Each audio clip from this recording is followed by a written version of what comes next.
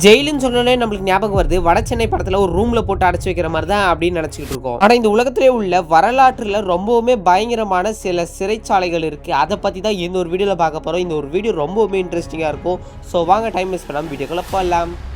இந்த ஒரு வீடியோவில் நம்ம முதல்ல பார்க்க போகிறது மேமர்டின் பிரிசன். இந்த ஒரு ஜெயில் வந்து பார்த்தீங்கன்னா ராஜாங்க காலத்தில் வந்து இந்த அடிமைங்க ஏதாவது தப்பு செஞ்சாங்கன்னா அவங்களுக்காகவே செய்யப்பட்ட ஒரு ஸ்பெஷலான ஒரு கொடுமையான ஒரு பயங்கரமான ஜெயில். இந்த ஒரு ஜெயில் வந்து எப்பயிலேருந்து இருக்குன்னு பார்த்தீங்கன்னா ரோமன் எம்பையர் காலகட்டத்தில் கேர்சர் அப்படின்றவர் தான் இந்த ஒரு மேமர்டின் பிரிசனை வந்து 7th century BC அப்போ கொண்டு வராரு.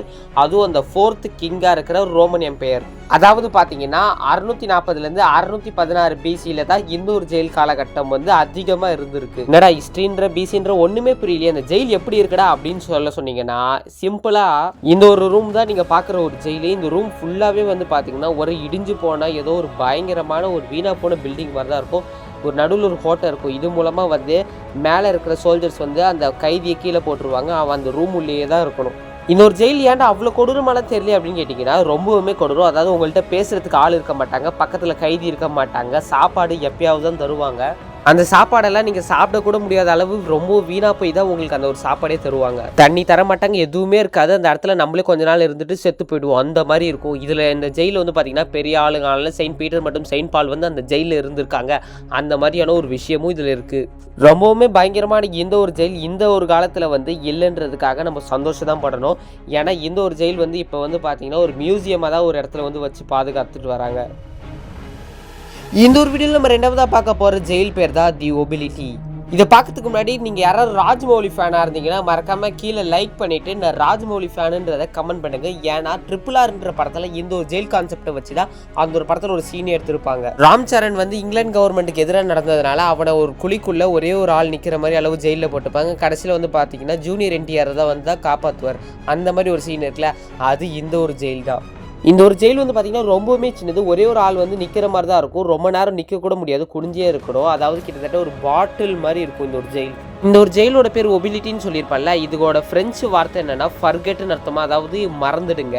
யூரோப்பில் அந்த காலத்தில் வந்து பார்த்தீங்கன்னா நிறைய இடத்துல இந்த மாதிரி ஒரு ஜெயிலை வச்சு தான் நிறைய பேருக்கு தண்டனை கொடுத்தாங்களா. இந்த ஒரு ஜெயிலில் வந்து பார்த்தீங்கன்னா ஏற்கனவே இறந்து போனவங்க, நிறைய எலி அந்த மாதிரி சொல்லி எல்லாமே இருக்குமா. இதில் இருக்கிறவங்களுக்கு சாப்பாடு போட மாட்டாங்க, தண்ணி போட மாட்டாங்க, அப்படியே அடைஞ்சு கடந்து அப்படியே இறந்து போயிடுவாங்களாம். அதாவது பார்த்தீங்கன்னா 1500 காலகட்டத்தில் இதில் முக்கியமாக ஜெயிலுன்றதே வைக்கலையா, இதுக்கு பதிலாக அந்த இடத்துல வந்து வேல்யூஸ், அதாவது தங்கம் வைரம் இதெல்லாமே ஒழிச்சு வைக்கிற ஒரு இடமா தான் இருந்திருக்கு.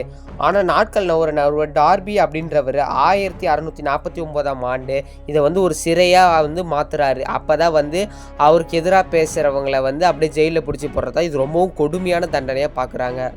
இந்த ஒபிலிட்டின்னு சொன்ன சிறையில் வந்து பார்த்திங்கன்னா ஏற்கனவே இறந்து போனவங்களோட எலும்பு கூடு இருக்குமோ. அது மட்டும் இல்லாமல் அங்கே இருக்கிற நிறைய பேர் வந்து சொல்கிறாங்களா, அங்கே ஏற்கனவே இறந்து போனவங்களோட ஆவி அங்கே தான் சுற்றிக்கிட்டு இருக்கும், யாராவது போனால் அவங்கள கொன்னுடும் அந்த மாதிரிலாம் சொல்கிறாங்க. இந்த ஒரு வீடியோவில் அடுத்து நம்ம மூணாவதாக பார்க்க போகிற ஒரு சுவாரஸ்யமான ஒரு ஜெயில் பேர் தான் தி கிபெட். அதாவது பார்த்தீங்கன்னா இது வந்து பார்க்க அப்படியே இந்த கிளி கூண்டு இருக்குது பார்த்தீங்களா, அந்த மாதிரி தான் இருக்கும். இதில் போட்டு மனுஷங்களை வந்து கொஞ்சம் கூட அசையாத மாதிரி அளவு கட்டி ஒரு பெரிய ஒரு தூணில் மாட்டி வச்சுருவாங்க. அப்புறம் கொஞ்ச நாள் ஆகவே உங்களுக்கு தண்ணி சாப்பாடு எதுவுமே கிடைக்காதனால அவங்க அதிலே இருந்து காக்கா கழுகெல்லாம் கொத்தி அப்படியே கொஞ்ச நாள் இறந்து போயிடுவாங்க. அதாவது அந்த கூண்டுக்குள்ளே இருந்தால் அவங்களால அசைய முடியாது, யாரும் ஹெல்ப்பும் பண்ண முடியாது. அவங்களுக்கு தண்ணி சாப்பாடு எதுவுமே கிடைக்கலனா நாட்கள் நவுற அவங்க உடம்பு வத்த ஆரம்பித்து ரத்தங்கள் இறுகி போக காக்கா கழுகு பருந்து அதெல்லாம் சேர்ந்து அவங்களை கொஞ்சம் கொஞ்சமாக கொத்தி தின்னுடும். அப்படியே உயிர் இருக்கிறப்பே வந்து பார்த்திங்கன்னா ஈக்கள் முய்க்கும். இதுவும் வந்து பார்த்திங்கன்னா ஒரு ஜெயில் தான். இந்த ஒரு ஜெயிலையும் வந்து பார்த்திங்கன்னா ஒரு மெக்கானிக்கல் டிவைஸ் மாதிரி ரெடி பண்ணி வச்சுருக்காங்க அந்த காலத்து ஆளுங்க. 1900 தான் பார்த்தீங்கன்னா இந்த ஒரு கிபெட்டின்ற ஜெயில் வந்து அதிகமாக இருந்திருக்கு. அது மட்டும் இல்லாமல் இது சுற்றி பார்க்க போகிறவங்க யாராக இருந்தாங்கன்னா இந்த ஆள் இறந்துட்டான்னு தான் நினச்சிருப்பாங்க. ஆனால் கொஞ்ச நேரம் கழித்து அந்த இடத்துல இருந்து ஒரு குரல் வரும்ல, அது ரொம்பவும் ஆக்ரோஷமாக பயமாக இருக்குமா. அங்கே இருக்கிறவங்க எல்லாருமே ஓடி போயிடுவாங்களாம். அதே மாதிரி இந்த ஒரு ஜெயிலில் வந்து பார்த்திங்கன்னா இப்போ வீடுகள் பக்கத்துலேயே இருக்குமா. இந்த மாதிரி தண்டனை கொடுத்தோன்னே வந்து பார்த்திங்கன்னா காக்கா கழுகெல்லாம் கொத்தி தின்னுட்டு கொஞ்சம் கொஞ்சமாக உயிர் போகிறப்ப அதை சுற்றி ஒரு மாதிரி ஸ்டேல் ஸ்மெல்லு வருமா. அதாவது இந்த ஒரு மாதிரி அழுகி போன ஸ்மெல்லு வருமா. அது பக்கத்தில் இருக்கிறவங்க வீட்டுக்கெல்லாம் போய் ரொம்பவுமே துர்நாற்றம் அடிக்குமா. அந்த காலத்தில் ஏதாவது தப்பு செஞ்சு மாற்றிக்கிட்டாங்கன்னா அவங்களும் ஒரு நாளெல்லாம் சாக மாட்டாங்க. அதாவது தூக்கில் போடுற மாதிரியோ இல்லை துப்பாக்கியில் சுடுற மாதிரியோ அவங்களுக்கு அந்த ஒரு நாள் தண்டனை ஒரு வாரம் ஆகலாம், ஒரு மாதம் ஆகலாம், ஒரு வருஷமே ஆகலாம். அதுக்கப்புறம் இறந்து போய் எலும்பு கூட அதிலே இருந்து இறந்துருவாங்க. இதுக்கெல்லாம் ஒரு எண்டே கிடையாதாடா அந்த மாதிரி கேட்குறப்ப 1834 வந்து பார்த்திங்கன்னா இந்த ஒரு ரூலை அபாலிஷ் பண்ணுறாங்க இங்கிலாந்து கவர்மெண்ட். ஆனால் இன்றைக்கும் பார்த்தீங்கன்னா சில ஏரியாக்களில் இந்த இடத்துலலாம் வந்து பார்த்திங்கன்னா இந்த மாதிரி தூண்கள் இருந்துக்கிட்டு தான் இருக்கான். இந்த ஒரு வீடியோவில் அடுத்து நம்ம பார்க்க போகிறது தி கிளிங்க். இந்த ஒரு ஜெயிலை நீங்கள் அதிகமாக விஜயகாந்த் படத்தில் பார்த்துக்கிறதுக்கு அதிக வாய்ப்பு இருக்குது.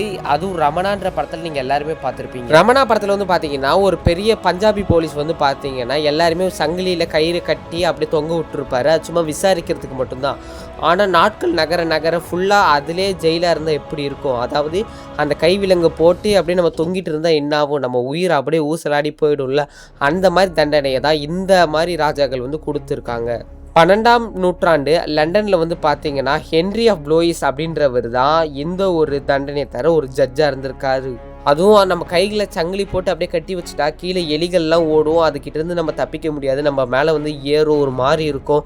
ரொம்பவுமே டார்ச்சரான இந்த ஒரு ஆப்ரேஷன், அதாவது ரொம்பவுமே கொடூரமானது தான் இந்த ஒரு தண்டனை. ஆனால் இந்த ஒரு சட்டமே ரொம்ப கொடூரமாக இருக்கிறதுனால 1780ஆவது வருஷம் வந்து பார்த்திங்கன்னா இந்த ஒரு சட்டத்தை அபாலிஷ் பண்ணிடுறாங்க.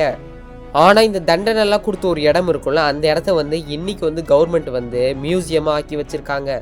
இந்த காலத்தில் தான் கன் எடுத்து சுட்டுடுறாங்க, இல்லை கத்தி எடுத்து குட்டிடுறாங்க, இல்லைன்னா விஷத்தை வச்சு கொண்டுடுறாங்க. ஆனால் அந்த ஒரு காலம் பழைய காலத்துலலாம் பார்த்திங்கன்னா ரொம்பவுமே டார்ச்சரான ஒரு பயங்கரமான விஷயத்தை செஞ்சு தான் கொள்வாங்க. ஒரு வீடியோவில் நம்ம அடுத்து பார்க்க போகிற ஒரு கொடூரமான ஒரு ஜெயில் பேர் தான் தி அயன் மெய்டன். இந்த ஒரு அயன் மெய்டன் ஜெயிலை பார்க்குறப்ப நீங்கள் அனியன் படத்தில் வர எஃபெக்டை நீங்கள் இதில் பார்க்கலாம். இது பார்க்க அப்படியே கிட்டத்தட்ட கபோர்டு மாதிரியே இருக்கும். இந்த கபோர்டு உள்ளே போயிட்டு அந்த மனுஷனை வச்சு லாக் பண்ணிட்டாங்கன்னா போதும், அந்த உள்ளே இருக்கிற கத்தி அவனை நெருக்கமாக அப்படியே க்ளோஸ் பண்ணோடனே சும்மா சதக்குன்னு குத்தி அவன் உயிர் கொஞ்ச நேரம் கழிச்சு போயிடும். இந்த உள்ளே இருக்கிற கத்திகள் வந்து பார்த்திங்கன்னா ரொம்பவுமே ஷார்ப்பாக, அதாவது அவன் உடம்புல எல்லா இடத்துலையும் குத்தி கிழிச்சு விடும். இந்த அனியன் படத்தில் வர கும்பி பாகம், சூரசம்காரம் எதோ சொல்லுவாங்கள்ல, அந்த மாதிரியான சில தண்டனைகளில் இது ஒரு ரொம்பவுமே கொடூரமான பயங்கரமான தண்டனை. அதாவது மனுஷன் உயிரோடு இருக்கிறப்ப அவன் உயிர் போகுது அப்படின்னு தெரிஞ்சு வழியிலேயே இறந்து போகிறதுக்காக கொடுக்கப்பட்டது தான் எந்த ஒரு தண்டனை. 200 வருஷத்துக்கு முன்னாடி வந்த இந்த ஒரு தண்டனை வந்து பார்த்திங்கன்னா ரொம்பவுமே பயங்கரமாக இருந்திருக்கு. ஆனால் இது இப்போ கிடையாது. ஆனால் இந்த ஒரு ஜெயிலை வந்து பார்த்திங்கன்னா ஒரு மியூசியத்தில் வச்சுருக்காங்க மக்கள் பார்வைக்காக. ஸோ இந்த வீடியோ பார்த்துருப்பீங்க. இதில் நீங்கள் எந்த ஒரு தண்டனை வந்து ரொம்பவுமே ஆபத்தாக இருக்குது, பயங்கரமாக இருக்குது, இல்லை இது ரொம்பவுமே ஜாலியாக இருக்குது அப்படின்னு சொல்கிற தண்டனைகளை மறக்காம கமெண்ட்டில் சொல்லுங்கள். இதே மாதிரி இன்னொரு சூப்பரான இன்ட்ரெஸ்டிங்கான வீடியோவில் பார்க்குறேன். அதுவரை நான் உங்களிடம் இருந்து விடைபெறுகிறேன். இந்த வீடியோ பிடிச்சிருந்தால் லைக் பண்ணி ஷேர் பண்ணி மறக்காமல் நம்ம சேனலை சப்ஸ்கிரைப் பண்ணுறேங்க.